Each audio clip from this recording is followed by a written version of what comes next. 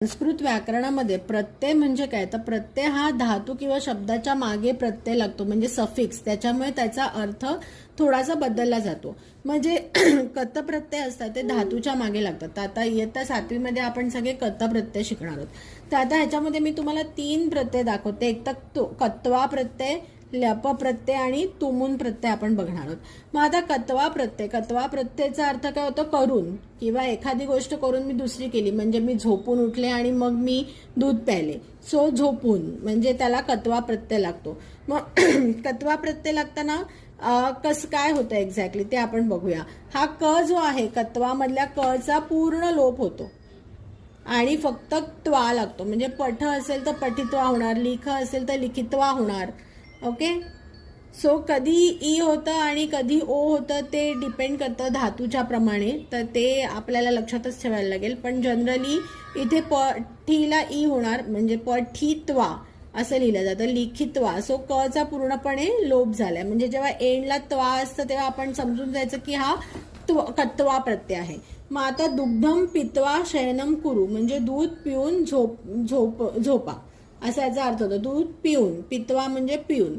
So हा झाला कत्वा प्रत्यय. Next आहे लप प्रत्यय. लप प्रत्यय म्हणजे धातूच्या आधी जो उपसर्ग असेल, म्हणजे परी, वी, नु, प्र असा काही उपसर्ग धातूच्या आधी असेल तर त्याच्यामध्ये लप प्रत्यय लागतो. ह्याचा पण अर्थ करूनच होतो. म्हणजे आता परी अधिक तज अधिक लप आहे, मग होणार आता लप प्रत्यय मध्ये फक्त य राहतो. ल आणि प चा पूर्णपणे लोप होतो आणि फक्त य राहतो. म्हणजे ह्याच्यामध्ये काय राहतोय, त्वा राहतोय, ह्याच्यामध्ये य राहतोय.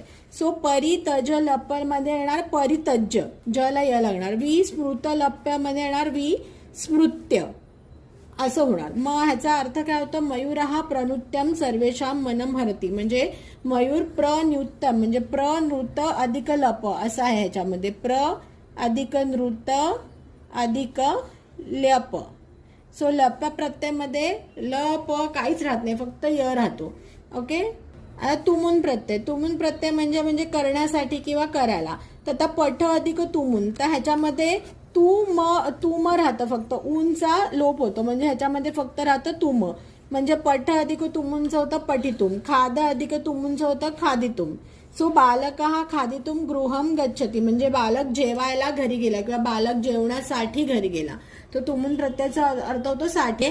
सो हे आपण थोडक्यात त्याची माहिती बघितली. आता आपण डिटेलमध्ये बरेचसे आपण हे कत्वा, ल्यूप आणि तुमून प्रत्ययाचे जे आहेत ते उदाहरणं बघूया. तुम्हाला आमचे व्हिडिओ आवडत असेल आणि तुमच्या अभ्यासात मदत होत असेल तर लाईक, सबस्क्राईब आणि शेअर करायला विसरू नका. थँक्यू.